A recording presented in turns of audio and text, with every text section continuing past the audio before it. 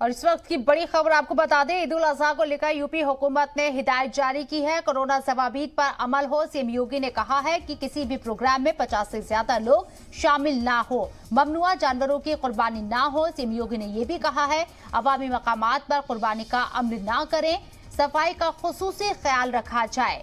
21 जुलाई को ईद उल अजहा का त्योहार मनाया जाएगा। उसके मुताबिक यहाँ तमाम ज़वाबीत पर अमल करना जरूरी होगा। किसी भी प्रोग्राम में 50 से ज्यादा लोग शामिल ना हो, इस बात का खास ख्याल रखना होगा।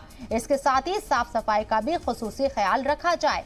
इसके साथ ही जो ममनुआ जानवर हैं उनकी कुर्बानी ना की जाए। अवामी मकामात पर भी कुर्बानी का अमल ना करें, यानी कि आपकी वजह से किसी दूसरे को परेशानी ना हो, इस बात का खास ख्याल रखा जाए। ये तमाम गाइडलाइंस बनाई गई हैं। उत्तर प्रदेश के अंदर ईद उल अजहा के मौके पर कुर्बानी को लेकर तमाम लोगों से अपील भी की जा रही है कि वो ज़वाबीत पर अमल करें, उसके खिलाफ वर्जी ना करें।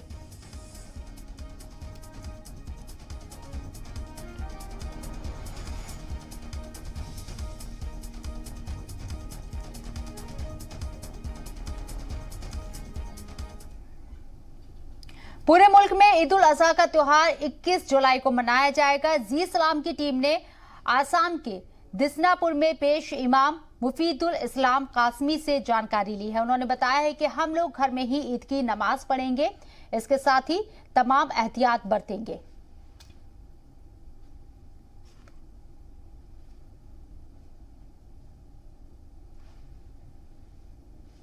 अभी तो कोविड-19 का जो SOP चल रहा है, तो उस नियम सरकार के जो नियम दिया है उस मुताबिक हम अदा करेंगे नमाज। हमारा जो मस्जिद है, इस मस्जिद में ईद की नमाज नहीं होगी, अपने अपने घर में हम नमाज अदा करेंगे। और जो कुर्बानी है, जिन पर कुर्बानी वाजिब है, तो उन लोगों ने वाजिब तो हमारा तो अदा करना ही पड़ेगा। तो हम जन्नत खरीद के अपने अपने घर में हम कुर्बानी करेंगे।